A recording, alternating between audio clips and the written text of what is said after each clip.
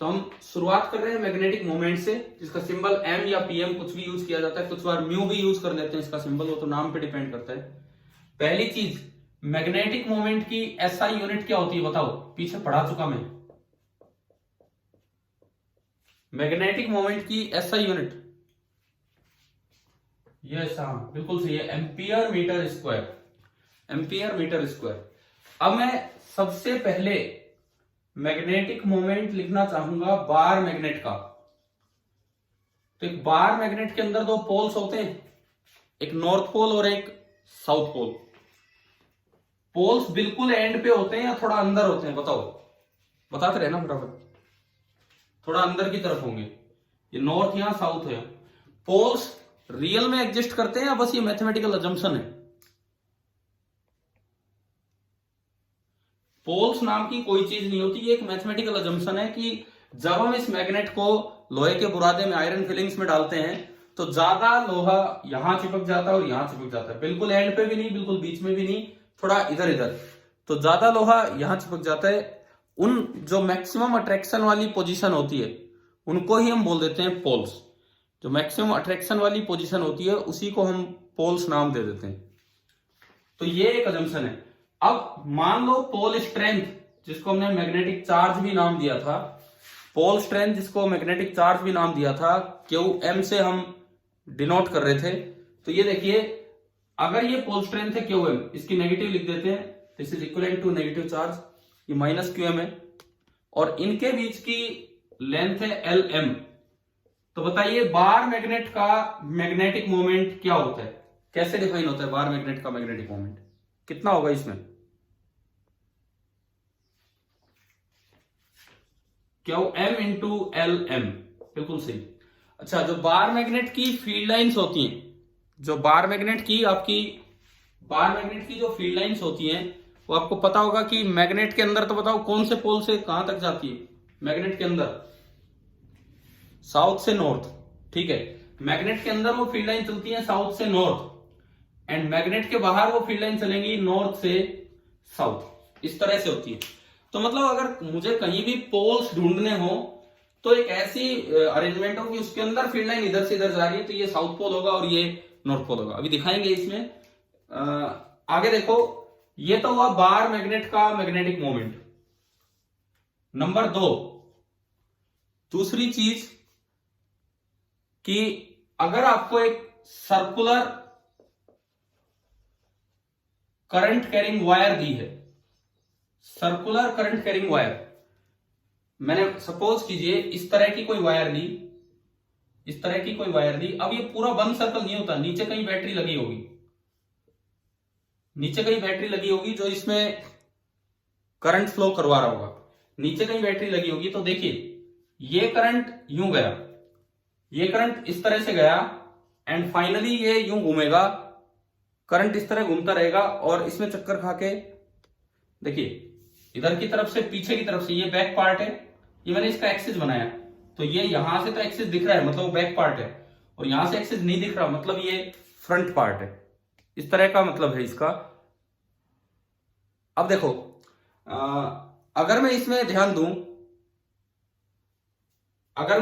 दूं, तो इसकी फील्ड लाइंस बताओ कैसी बनेगी, या फील्ड लाइन छोड़ो, आप सेंटर पे फील्ड बताओ किधर होगा, सेंटर पे फील्ड, जिस तरह हम राइट हैंड से देखा करते थे। अगर सर्कल में करंट की वजह से फील्ड देखना हो तो राइट हैंड की, हाँ, इनवर्ड आउटवर्ड नहीं हो सकता है, इनवर्ड आउटवर्ड तो ये लूप ही है, आधा पीछे आधा इधर है, राइट या लेफ्ट होगा, राइट या लेफ्ट, किधर होगा बताओ? हाँ देखो, यूं होगा, यूं, ये राइट है क्या, इधर इस साइड होगा। जिस तरह करंट घूम रहा है, आप खुद सोचिए कि ये करंट यूं है कि बाहर से निकल के और पीछे की तरफ जा रहा है, ये करंट इस तरह का है कि बाहर से निकल के और पीछे की तरफ जा रहा है। तो जिस तरह करंट घूम रहा है, आप अंगूठा इधर करेंगे तो जो फील्ड होगा बीच में, सेंटर पे जो फील्ड होगा वो इधर की तरफ होगा। इसका मतलब फील्ड लाइंस ऐसे बनेगी, क्योंकि field line, magnetic field line close loop होते हैं, तो फील्ड लाइन ऐसी बनेगी कि इसके अंदर तो इधर से आ रही होंगी यूं, और बाहर से फिर वो यूं घूम के कंप्लीट होंगी इस तरीके से, ताकि टेंजेंट डाले तो इधर आए। सिमिलरली अगर आप नीचे देखते हैं तो यहां से यूं आएंगी एंड यहां से यूं एंटर कर जाएगी। तो ये आपकी मैग्नेटिक फील्ड लाइंस बनी around a circular current carrying coil. बताओ फील्ड लाइंस कैसी बनी, क्या समझ में आया सर्कुलर वायर के पास? ठीक है। अब बात यह है, अगर मैं इसे एक इक्विवेलेंट बार मैग्नेट की तरह देखना चाहूं, मान लो मैं इसे देखना चाहूं कि ये एक बार मैग्नेट की तरह मुझे नजर आए, इस तरह से एक बार मैग्नेट की तरह नजर आ रहा है, तो यूं बताओ बार मैग्नेट के अंदर फील्ड किस पोल से किस पोल तक होता है? इधर बना हुआ डायग्राम, बार मैग्नेट के अंदर पोल्स की साउथ से नॉर्थ, और इसके अंदर फील्ड लाइन ऐसे जा रही है, इसके अंदर फील्ड लाइन ऐसे जा रही है, तो ये हो गया साउथ पोल एंड ये वाला हो गया नॉर्थ पोल। इसका मतलब क्या आपको एक सर्कुलर करंट कैरिंग वायर में पोल बताने आ गए हैं कि नहीं? पोल किधर कौन सा होगा? ठीक है, सर्कुलर करंट कैरिंग वायर में आपको पोल्स लिखने आगे होंगे कि इक्विवेलेंट पोल, क्योंकि पोल तो होते ही नहीं, कहीं भी नहीं होते, ये तो मैथमेटिकल अजम्पशन है। इक्विवेलेंट पोल, उधर साउथ पोल होगा और इधर नॉर्थ पोल होगा। कि क्लियर हो गया कि नहीं है सभी को? ठीक है, अब सुनो, जहां पोल आप असाइन कर पाए वहीं मैग्नेटिक मोमेंट डिफाइन होगा, नहीं तो मैग्नेटिक मोमेंट डिफाइन ही नहीं हो रहा होगा। जहां पोल्स दे पाए वहीं मैग्नेटिक मोमेंट होगा। अब सर्कुलर वायर में मैग्नेटिक मोमेंट कैसे डिसाइड होता है? अगर इसमें करंट फ्लो कर रहा था I, इसका रेडियस था R, तो इस लूप का एरिया हो गया पाई आर स्क्वायर। तो इस लूप का एरिया हो गया पाई आर स्क्वायर। अब देखिए क्या बताया था पीछे, क्या हमने मैग्नेटिक मोमेंट का जिक्र कर लिया? इसका क्या होता है बताओ? एक सर्कुलर करंट कैरिंग लूप का मैग्नेटिक मोमेंट क्या होता है बताइए? इसका मैग्नेटिक मोमेंट होता है करंट इनटू एरिया। बताया तो होगा पीछे कभी किसी क्लास में, करंट इनटू एरिया। करंट है आई, हाँ वो सब बताया था ना पहले, वो मीना टाइप फॉर्मूला इस तरह का। हाँ तो वही तो है। अगर नंबर ऑफ टर्न्स यहाँ कुछ नहीं दिए तो ये जो मैग्नेटिक मोमेंट होगा m, this will be i into pi r square. शायद ये क्लियर हो गया होगा आपको कि एक सर्कुलर वायर में कैसे मैग्नेटिक मोमेंट लिखते हैं और कैसे उसमें पोल्स असाइन किए जाते हैं। क्या क्लियर हुआ? समझ में आ गया ये पॉइंट? देखो दो में बता चुका हूं, बार मैग्नेट, सर्कुलर वायर। तीसरा लेते हैं सोलेनोइड। एक दिन पहले ली थी ना इस तरह की क्लास, कहां पे पोल्स आ रहे हैं कहां नहीं आ रहे हैं ये सब। देखिए सोलेनोइड। हाँ जी संजू यादव, आप हैं क्या मीटिंग में, क्लास में? तो आपको ये सर्कुलर वायर वाला समझ में आ गया? आपने डाउट भेजा था एनसीईआरटी का डायग्राम कि किस तरह से पोल्स लिखने होते हैं। ठीक है, अब देखिए तीसरा जो मैं अरेंजमेंट लूंगा वो एक सोलेनोइड लूंगा। सोलेनोइड में क्या होता है कि एक सिलेंड्रिकल पाइप लिया, एक सिलेंड्रिकल पाइप, और उस पे आप टर्न्स लपेट देते हैं इस तरह से। इस पे आप दुनिया भर के टर्न्स पास लपेटते हैं और यूं। मान लो सोलेनोइड की लेंथ है L, सपोज कीजिए जितनी दूरी में टर्न है वो लेंथ है L। ये एरिया, अगर ये रेडियस R है तो ये जो एरिया होगा बाहर, ये cross section area pi r square. Solenoid में एक चीज हम लेते थे स्मॉल n। क्या मतलब होता था स्मॉल n का सोलेनोइड में? Small n number of turns per unit length, इसको हम बोला करते थे small n, number of turns per unit length. तो इसमें देखिए आप, अगर L लेंथ है तो टोटल टर्न्स हो गए n into L. Unit length में n तो L लेंथ में n into L. Suppose current जा रहा है I, जिस तरह करंट जा रहा है उस तरह अगर आप राइट हैंड को घुमाएं तो अंगूठा इधर आया, तो इन सभी सर्कल्स की वजह से जो फील्ड होगा इसके अंदर वो इस डायरेक्शन में होगा। यानी कि सोलेनोइड के अंदर आपको पता होगा, आपकी बुक में लिखा भी हुआ है, सोलेनोइड के अंदर स्ट्रेट पैरेलल लाइंस होती है फील्ड के रूप में। अगर बड़ा सोलेनोइड है तो स्ट्रेट पैरेलल लाइंस है, और अगर एंड दिख जाए तो वहां से फील्ड लाइन यूं बेंड होके और यूं आ जाएगी, यूं। अगर एंड नजर आ रहे हैं तो वहां से फील्ड लाइन होके यूं आ जाएगी। एंड नजर नहीं आ रहे तो बस खाली अंदर स्ट्रेट लाइन आप बनाते चलेंगे। मैंने एक दिन सोलेनोइड टॉपिक लिया तो उसमें कहा था कि अगर लॉन्ग सोलेनोइड है, वेरी लॉन्ग, तो बाहर भी जीरो होता है क्योंकि हम एंड तक पहुंच ही नहीं पाते। अच्छा अब इसमें सुनो, इसमें बताओ किस साइड नॉर्थ पोल है और किस साइड साउथ पोल है, जिस तरह से फील्ड लाइन बनी है। इस डायग्राम में किस साइड नॉर्थ पोल है, किस साइड साउथ पोल है?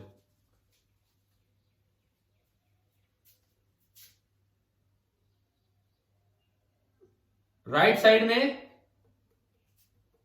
साउथ और लेफ्ट साइड में नॉर्थ, क्योंकि करंट ऐसे ना सॉरी फील्ड लाइंस ऐसे घूम रही हैं, तो आप ये लिख पाए।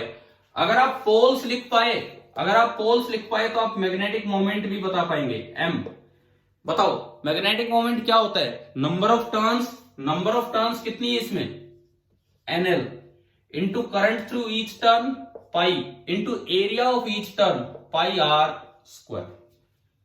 तो बताइए क्या आपको सोलेनोइड का मैग्नेटिक मोमेंट लिखना आ गया कि नहीं?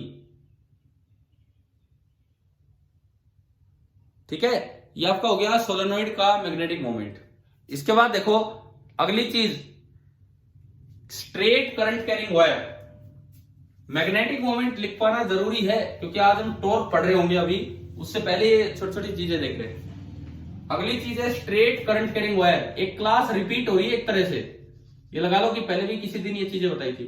स्ट्रेट करंट कैरिंग वायर, इसमें करंट ऐसे जाता है। आपके एनसीईआरटी बुक की एक्सरसाइज का पहला ही क्वेश्चन है, एनसीईआरटी बुक एक्सरसाइज का पहला ही क्वेश्चन है कि स्ट्रेट करंट कैरिंग वायर की फील्ड लाइंस कैसी होती है, कैसी होती है इसकी फील्ड लाइंस? कंसेंट्रिक सर्कल्स बनते रहते हैं, कंसेंट्रिक सर्कल्स बनते रहते हैं इसके अराउंड यूं, लेकिन सर्कल पे एक एरो भी तो देना होगा। एरो कैसे दें हम, किस तरह से? राइट हैंड थंब रूल पढ़ा था इसके लिए, राइट हैंड थंब रूल, या जिसको मैक्सवेल कॉर्कस्क्रू रूल भी बोलते थे। वेक्टर वाला नहीं, ये वाला। राइट हैंड का अंगूठा पकड़ के, राइट हैंड का अंगूठा वायर की तरफ करके और उंगलियां घुमाइए, जो उंगलियों के घूमने की डायरेक्शन होगी वही फील्ड लाइंस की डायरेक्शन होगी। यानी कि ये फील्ड लाइन आगे से यूं जाएंगे और पीछे की तरफ से निकल के आ रही होगी। क्या ये स्ट्रेट करंट की फील्ड लाइंस बनानी आ गई? ठीक है, अब इसमें बताओ इसमें मैग्नेटिक मोमेंट कैसे लिखें? स्ट्रेट करंट कैरिंग वायर ने फील्ड तो फैला दिया, फील्ड फैला दिया तो हम पोल भी देना चाहेंगे, कहीं नॉर्थ पोल कहीं साउथ पोल। तो इसमें कैसे मैग्नेटिक मोमेंट हम लिखें? इसमें कैसे लिखें मैग्नेटिक मोमेंट? पता है एक दिन पहले भी मैं पढ़ा चुका, रिपीट हो रहा है काम। सुनो, इसमें मैग्नेटिक मोमेंट डिफाइन ही नहीं होगा, इसमें non zero magnetic moment define ही नहीं होगा, बिकॉज कोई एरिया नहीं आ रहा है। अगर कहीं करंट दिखाई दे, अगर कहीं करंट दिखाई दे, मैग्नेटिज्म का तो कारण ही करंट है, कोई पोल वोल नहीं होते तो मैग्नेट हो कुछ हो, कारण ही एक है कि कहीं ना कहीं मूविंग चार्ज होगा और उसने मैग्नेटिक फील्ड फैलाया होगा। जैसे यहां मूविंग चार्ज है, लेकिन यहां पे एरिया डिफाइन नहीं कर पा रहे क्योंकि ये तो एक स्ट्रेट वायर है, तो इसका मतलब यहां पे मैग्नेटिक मोमेंट हम बोल ही नहीं पाएंगे, या फिर कहेंगे जीरो। जहां आप मैग्नेटिक मोमेंट नहीं लिख पाते या जीरो होता है, उस जगह poles can not be assign, वहां पे आप पोल्स असाइन नहीं कर सकते। तो बताइए क्या स्ट्रेट वायर के लिए पोल डिफाइन होंगे, नॉर्थ पोल और साउथ पोल? क्या स्ट्रेट वायर के लिए पोल डिफाइन होंगे? नहीं होंगे, बिल्कुल नहीं होंगे। समझ में आया? हाँ जी, क्लियर हुआ ये वाला point, straight current carrying wire.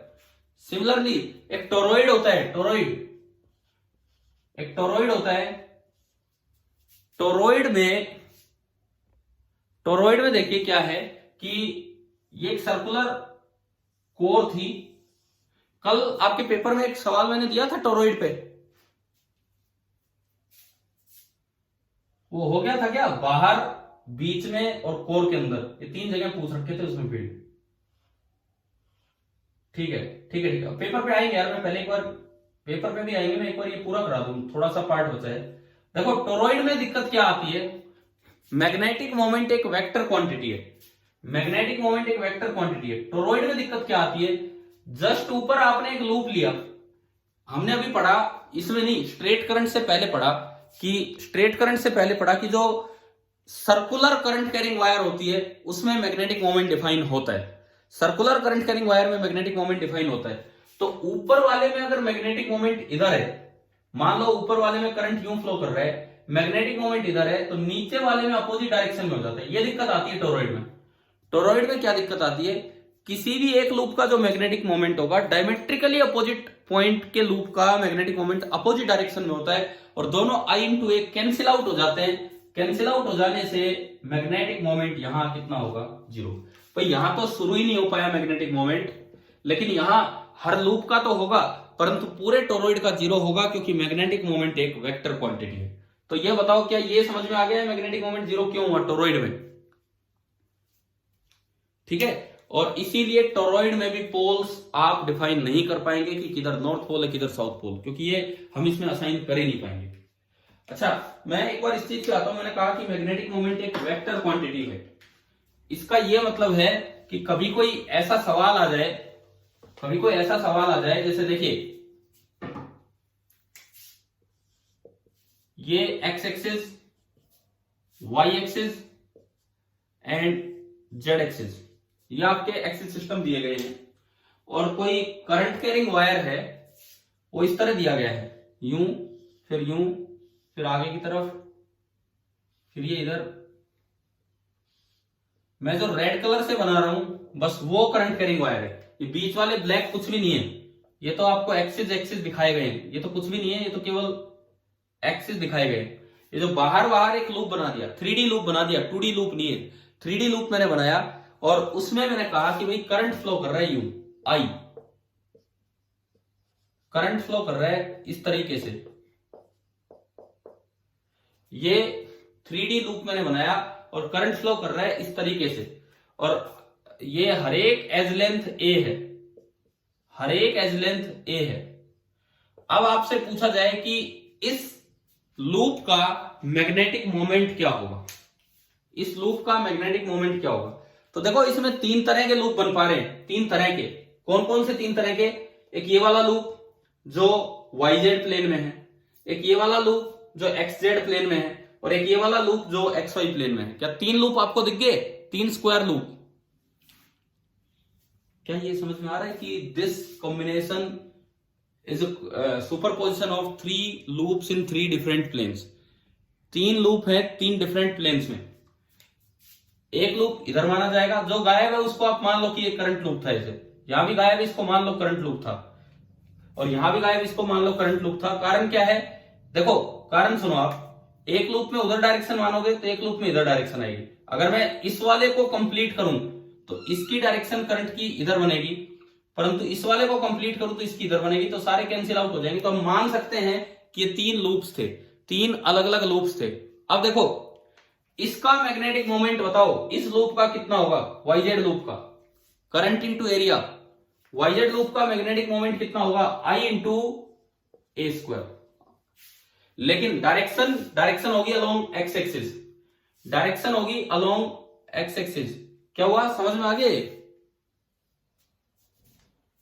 I into A square इस पार्ट का होगा और उसकी डायरेक्शन होगी अलोंग एक्स एक्सिस।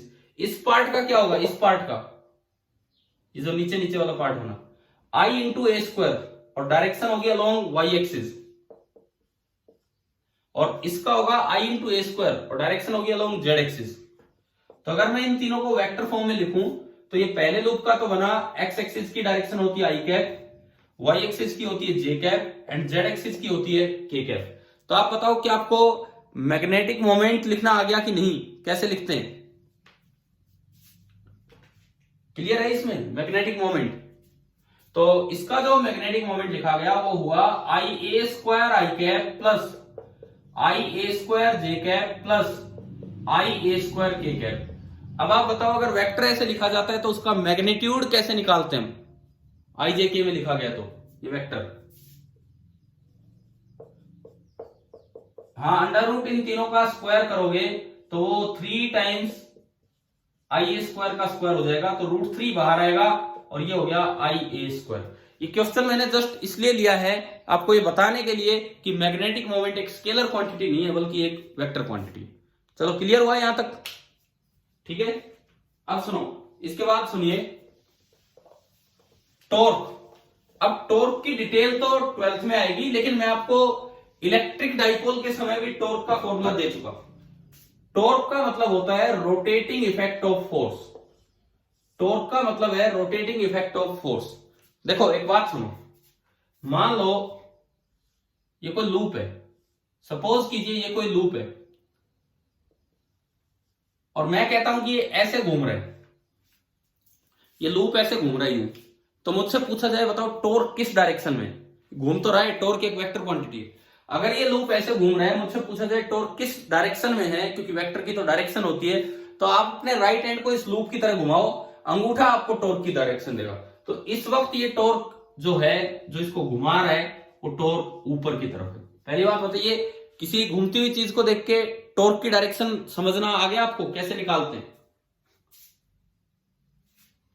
अगर अगर ये उल्टा घूम रहा होता, अगर ये उल्टा घूम रहा होता तो हम राइट हैंड को यूं घुमाते और टॉर्क हमारा बनता नीचे की तरफ। क्या टॉर्क की डायरेक्शन देखनी आ गई है कि नहीं, कैसे देखते हैं? ठीक है, अब सुने, आगे सुने। क्या हमने इलेक्ट्रोस्टैटिक्स में आपको ये फॉर्मूला बताया था, torque is equal to P cross E? बताया होगा इलेक्ट्रिक डाइपोल के वक्त।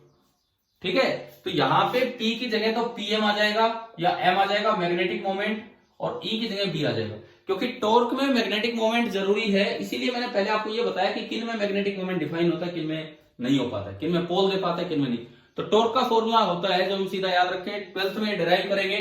अभी मैं एक चीज आपको बता दूं, आपका 10th लेवल पे ना इतने डेरिवेशन आते, क्योंकि इनकी बेसिक समझ कैसे डिराइव करते हैं 12th में डेवलप होगी, और ना न्यूमेरिकल बहुत ज्यादा आते हैं आपके एनटीएससी पेपर में। ऐसा नहीं कि फॉर्मूला बेस्ड बस वैल्यू पुट करनी हो, इस तरह के नहीं, कॉन्सेप्चुअल क्वेश्चन ज्यादा आते हैं।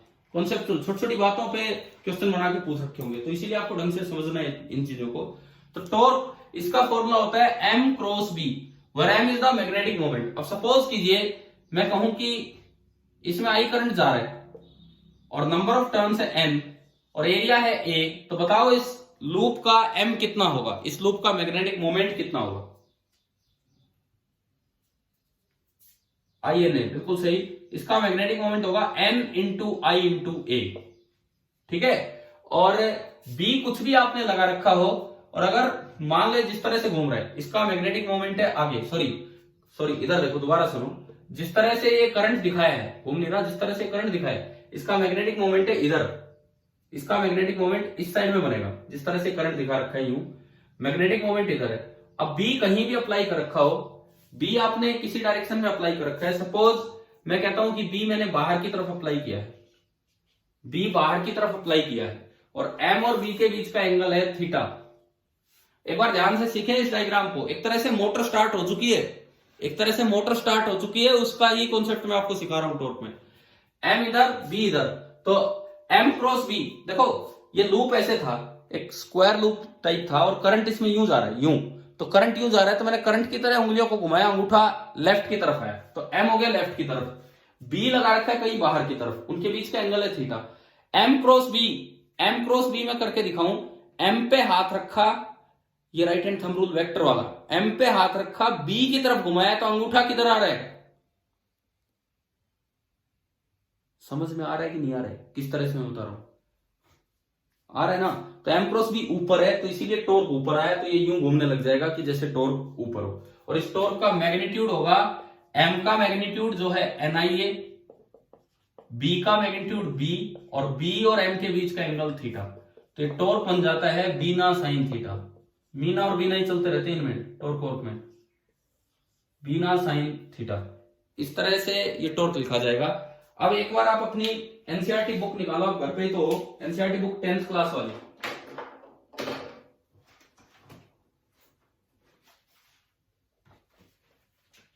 क्लास की एनसीईआरटी बुक निकाल ली ना आपने? इस पे आओ, मोटर है, पेज नंबर 232, पेज नंबर 232, जहां पे मोटर है।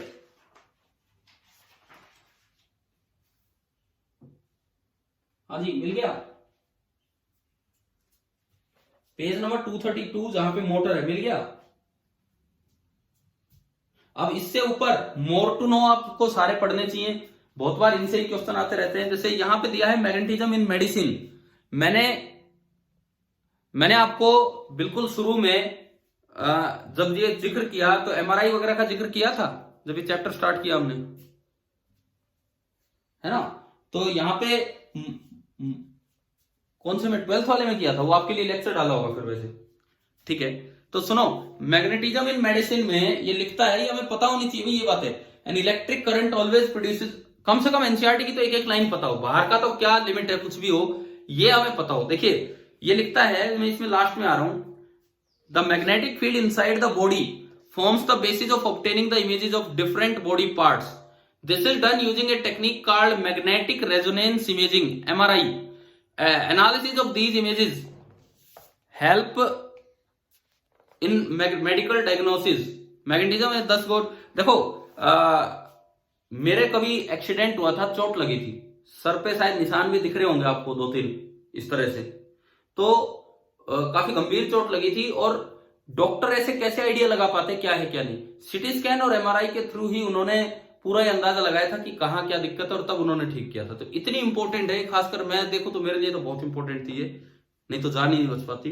तो एमआरआई में आप एक बात याद रखना, कभी किसी सवाल में पूछ लिया जाए कि ह्यूमन बॉडी के प्रोटॉन्स, इलेक्ट्रॉन्स या न्यूट्रॉन्स किनका यूज होता है, ये याद रखना।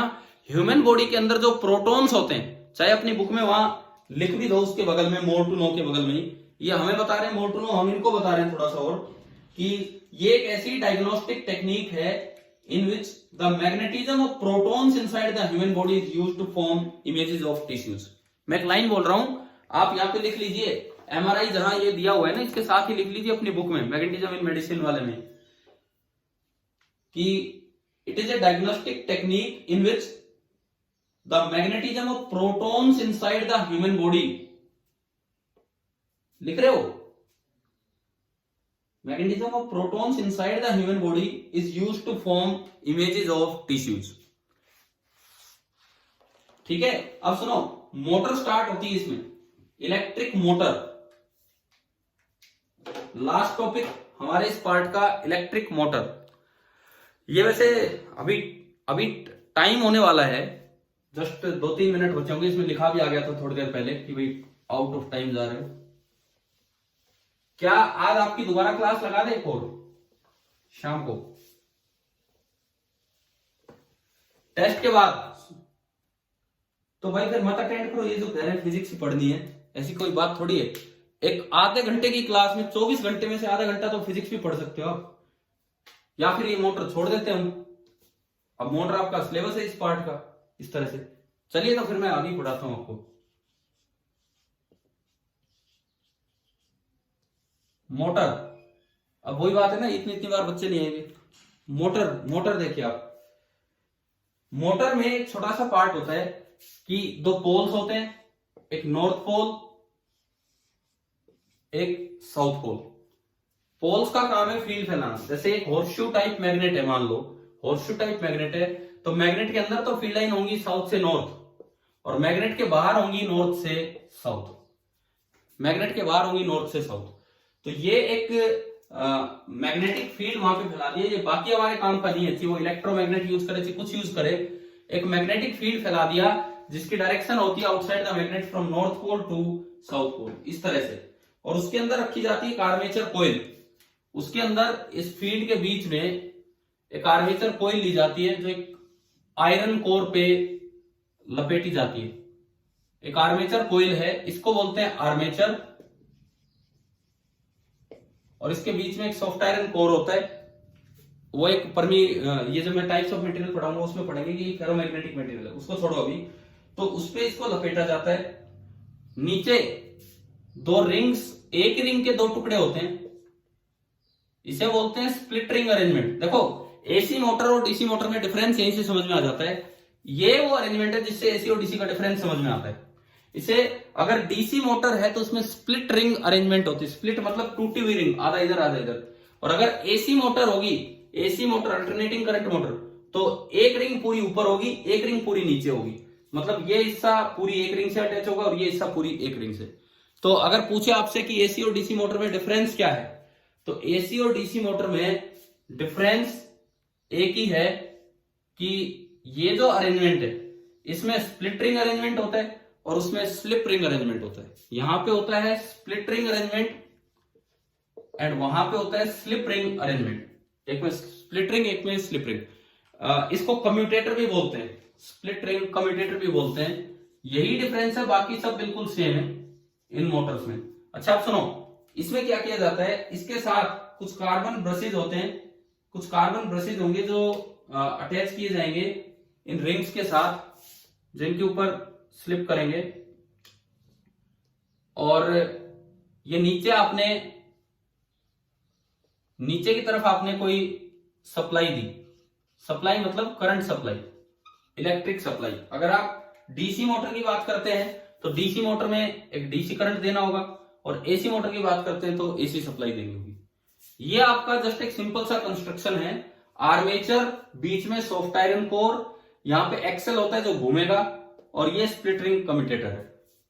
तो हमें केवल क्या करना होगा, मोटर का पर्पज है घुमाना, किसी भी चीज को घुमाना। जैसे पंखे में मोटर होती है, अब पंखा ऑन करते हैं तो वो घूमने लग जाती है। तो ये मोटर का काम ये है कि इलेक्ट्रिसिटी लेके इलेक्ट्रिसिटी को मैकेनिकल एनर्जी में कन्वर्ट करना, ये काम है मोटर का। अब देखो बड़ा आसान सा इसकी फंक्शनिंग है, इधर देख लीजिए। अभी हमने टॉर्क वगैरह भी सीख लिया, आप Fleming right hand left hand rule से भी देख सकते हैं। यहां देखो फील्ड की डायरेक्शन है from north pole to south pole, field की डायरेक्शन है from north pole to south pole, इधर की तरफ है फील्ड की डायरेक्शन। अब देखिए, मान लो करंट ऐसे जा रहा है, ये डीसी बैटरी के अकॉर्डिंग करंट ऐसे जा रहा है, यूं आ गया। एक बार फ्लेमिंग रूल इस पे लगाओ, इधर वाली वायर पे फ्लेमिंग लेफ्ट हैंड रूल, बताइए इस पे फोर्स किधर लगेगा, इस पे फोर्स किधर लगेगा, इधर वाले पार्ट पे।